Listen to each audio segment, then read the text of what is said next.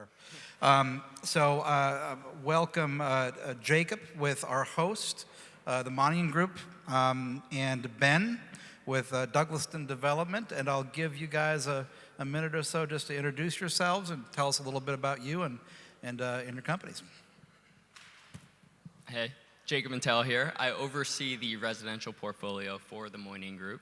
So we have 2,500 apartments in New York City right now that we've developed and own and operate. This is one of them, so welcome to Sky. If you need an apartment, I have to sell it. So upstairs, find me after, or across the street at Oscar. He has to rent it. I have to rent it, sorry.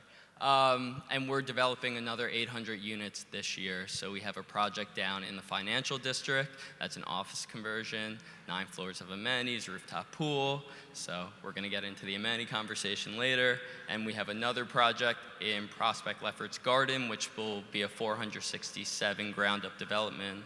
Again, 50,000 square feet of amenities, kind of groundbreaking for the area. I also work on the tech development. So from clients, how they actually get to our leasing office, and full circle with new technology that helps showings and actually closing deals. First of all, is it the case that everybody gets free Wi-Fi on one flight? That's GoGo. Why not? That's GoGo. Different companies. Boingo doesn't, I thought they did too. No, the airports.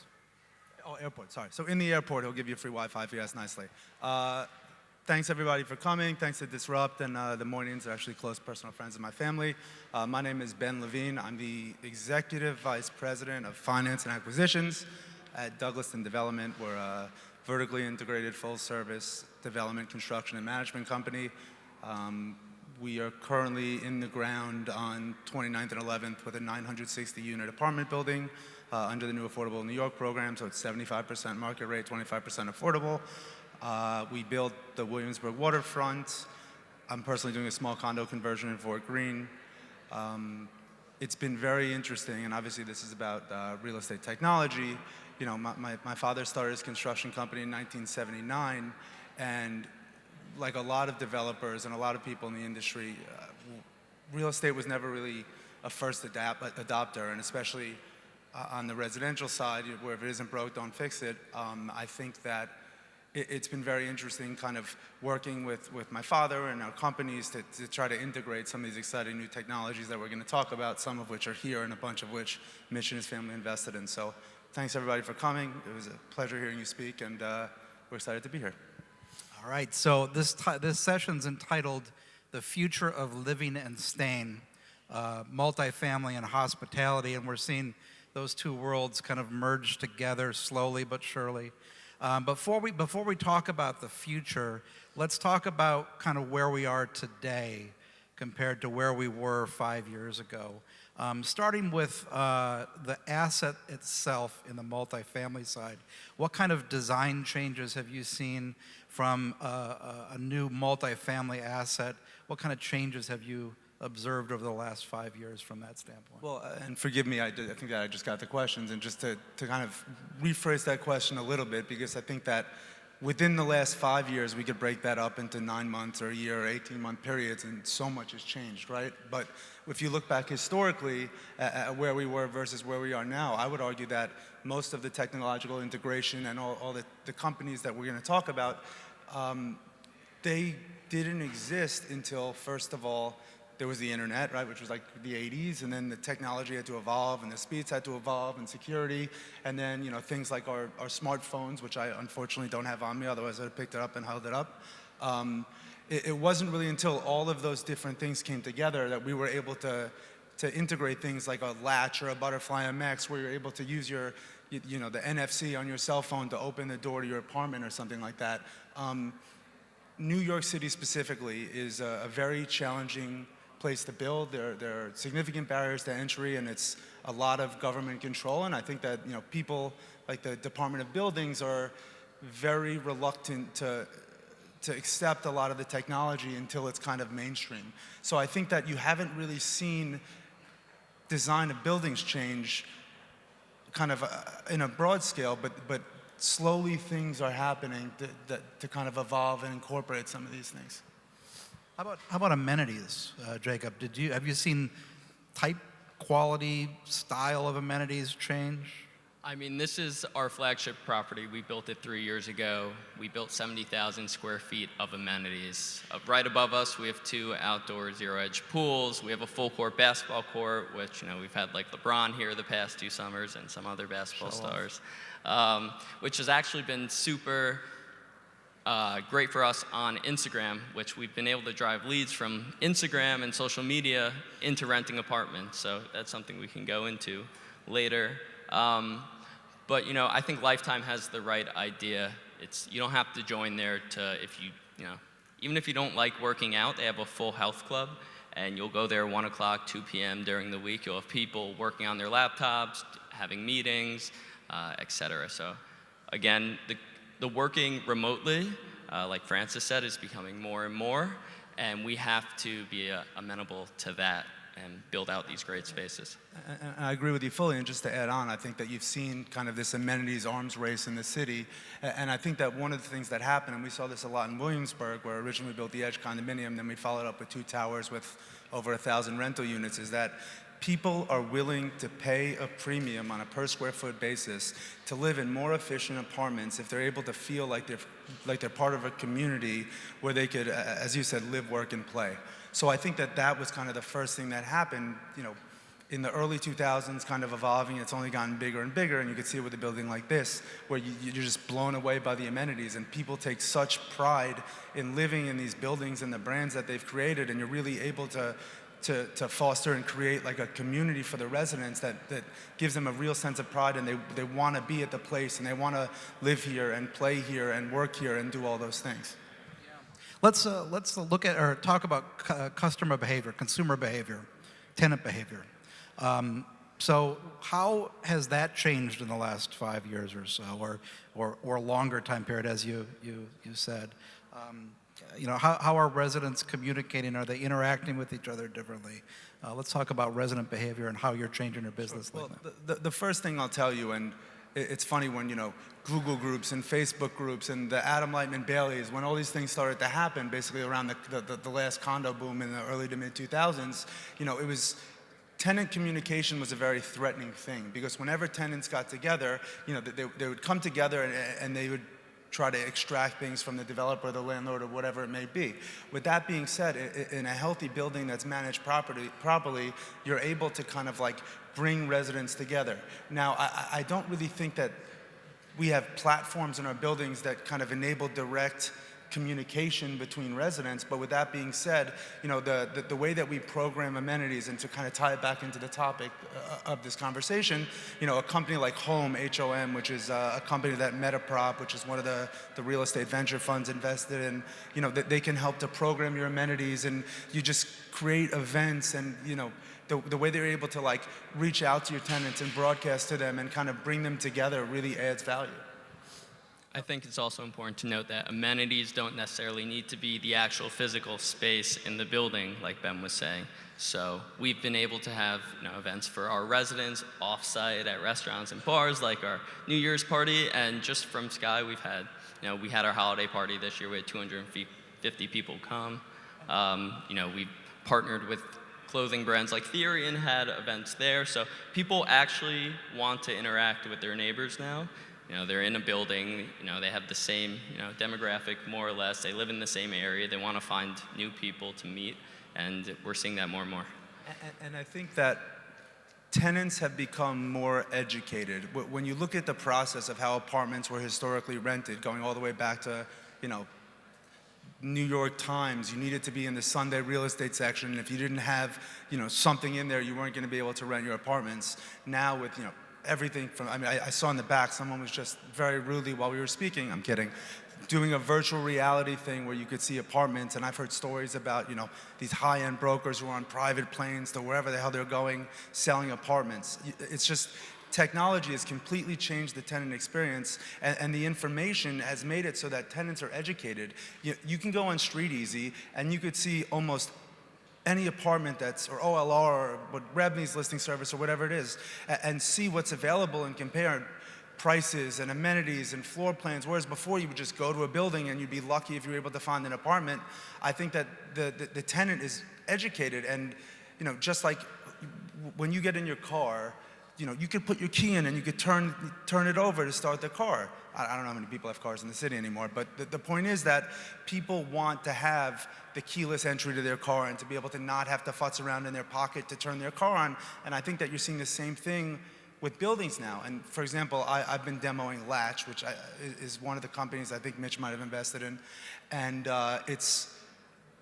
I'm able to open my apartment door through NFC on my phone. And not only am I able to do that, but I'm able to invite guests, I'm able to permission people for an hour, a day, give permanent permission. If I'm at a meeting and it's running late and I have a buddy who's coming to town and staying at my house, I could text him a code and he can go in the apartment. Not just that, but I could see through the app, it takes pictures of people as they come in the apartment, so you could see if someone puts in a wrong code, you see who it was. And again, these technologies are all evolving, and I think that we're very early in the game as far as real estate tech goes. And I think one of the most interesting things that you're seeing is that some of the most well-respected real estate families in New York, while they might not be willing to put some of these technologies into their buildings yet, they're putting their money into these companies, because I think that U.S. real estate in 2014 was a $40 trillion industry. 23 trillion of it was in residential real estate. We're in the early innings of the adoption of real estate technology, and there's so much value to be created. With that being said, I think that you have to kiss a lot of frogs to find your prince, and that, it's tough to tell. So it's a very competitive and compelling industry, and there's a lot of value to be created, but it's going to take time to shake out. Yeah, let's shift to property operations. Jacob, we spoke a bit about how leasing is changing and how some of the trends on leasing are changing, and also touch on your property staffing requirements. Right. So I think people are super connected now. They want answers right away. People get home from work, they're looking at 7 p.m., 8 p.m., 9 p.m., and our leasing office is open till 6 or 7 p.m., so we're losing a lot of leads when people want direct answers. So we found the use of AI to be really beneficial. In the past 2 years, I looked at it 2 years ago, it wasn't really there yet. You can tell it's still a robot. Now it's, a real person, basically. You would have no idea. So the speed you're able to respond is crucial in real estate, especially in New York, because you have ever-changing market. And I think the technology will get from acquiring the lead all the way to the rental process. I think even though it is one of your biggest life decisions, renting an apartment, I think people will be comfortable, especially the newer generation, if they have the correct data, not through a sketchy broker or something like that. They'll feel comfortable, especially if they're not living in New York. They'll be able to rent the apartment. It will kind of turn into e-commerce, which is what we're leaning towards. There's companies out there called Knock. They're able to, you download the Knock app, you can get access to the apartment, you look around. We've been able to rent, multiple apartments through this. We're just testing it out right now, but that's definitely the future, which will also eliminate the need for a lot of brokers, a lot of in-house staff, and we're really excited because the technology just keeps getting better and better. We talked about this when we had the pre-call, but that scares the crap out of me. I could not imagine having a potential renter be able to walk into my building and go into an apartment without any supervision. I understand, and I think it's great. And look, things happen, and the world progresses, but it seems like there need to be controls in place. But if you can harness that, I think that it's really valuable. Yeah, I think there are certain security measurements, like the person needs to give the ID at the desk. It notifies you if they're in the building for more than 25 minutes. So there are certain protocols. So we don't want people walking around our buildings without us knowing either. I've heard of systems like this that are tying back to personal identification systems like Clear and things like that, where your level of identification for an unknown prospect becomes much higher through a third-party verified. And again, I think that speaks to the evolution of it, and I think that's why a lot of the developers and owners in this city are willing to invest their personal capital because they see the potential. You know, I just want to be clear that real estate is an asset class, and in my opinion, real estate technology is a completely different vertical, right? You're able to leverage this $24 trillion, which is probably over 30 now if I had to guess, industry, and create all these different companies and products, and there's a lot of value. And the interesting thing, though, and I was thinking about this morning, is that ultimately all of these things, they do drive bottom line cash flow, but incrementally on the residential side in New York, because it's such a competitive market already, the real value is created in the companies. And you know, once you create these platforms, they can be syndicated not just across the country, but across the world. So we finally get to the future at the end of our session here. What do you think the future looks like? We touched on it a bit, but do you think that the infamous networking effect that the tech companies all love to talk about, will that ever get into the real estate sector? I think we've invested in a company called Ollie. They're one of the largest co-living companies in New York right now. There aren't a lot of them. You know, they only have 700 beds right now, but it's definitely a theme that's growing.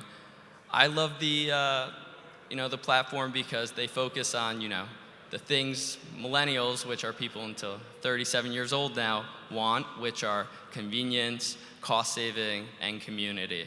So you move into an Ollie unit, the studios can be as small as 280 square feet, but they work like a 400 square foot studio because they're built out with custom furniture. You have a dining table that's for 2 people that grows into a 6-person dining table. You have the Murphy bed that folds down, and then you have the couch. So being able to outfit these spaces, and again, what Ben said, how when you have a building with a lot of amenities, people feel like these amenity spaces are extensions of their living space, so they necessarily don't need to spend all their time in their apartment. They want to be out in these spaces, networking with people, meeting people.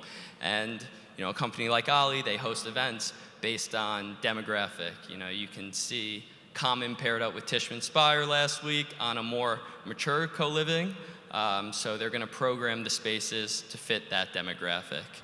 So I also think co-living can be for people as young as 18 all the way up to 65 plus. By the way, it sounds to me like Ollie is what they've been doing in Asia in these high-rise apartment buildings for years, which is creating micro units that are efficiently laid out because of the cost of living. I think to go back to one of the things that you said, Francis, at the end of the day, in New York City, we want to create residential buildings where people can live, work, and play. And to the extent that we can leverage new technology to make that experience better for the tenant, to drive bottom line profits to the buildings, and hopefully to maybe invest in some of the companies if able to create wealth, it's very interesting. And I think that fundamentally, an apartment's always going to be an apartment. You're probably going to have a kitchen, you're going to have a bathroom, you're going to have a living room, bedroom, some combination of those rooms that you can live in. But with that being said, I think that the ways that you could enhance the quality of life of your residents and make them feel like they're part of a community and differentiate your product so that they want to move there, live there, and stay there, that's really important. And unfortunately, I could talk about this for days, but big data is something that we didn't talk about at all, but being able to leverage all of the data that we're getting from all of these different places to understand what true demand is and what the unit mixes for our buildings should be and what the amenities should be and how we target our tenants. I mean, I have a small condo job I'm doing right now in Fort Greene, and I can't believe this. One of my buddies, Ryan McCann, who runs Development Market, which is a group within M&S, called me and he said, Ben, I want to put more money into Instagram advertising because Instagram is driving people to the building more than Google or Facebook or StreetEasy or anything. And I said, sure, because at the end of the day, it's all about the results. And these technologies enable us to be more efficient, to create better quality of life for the tenants, and I think everybody wins. All right, 2 lightning round questions, and then we're going to have to move along. So 5 years from today, will residents be easier or harder to please? That's one-word answers. It always gets harder. More rent concessions, probably. Don't make this about concessions. I'll chalk that up to harder then. Will on-site staff be larger or smaller? And I'm talking about the number of on-site staff. Smaller. I don't agree with that. A full-service building is a full-service building, and people want a concierge, and they want a doorman, and you need porters and handymen and people to unclog toilets and paint apartments and take out the trash. I think that there are going to be ways to do things more efficiently, and there are going to be ways to outsource things within the process, but I still think that in order to operate a full-service building, you need all of those things. I mean, yes, on a smaller building, you might be able to get away with using like a virtual doorman or concierge system, so you can get rid of a doorman or a concierge, but on the larger scale projects, you absolutely will still have to have the same, or comparable level of staffing, even if it's outsourced in different ways. Excellent. I think this has been a great discussion. Thank our panelists. Thank you. It's been a pleasure.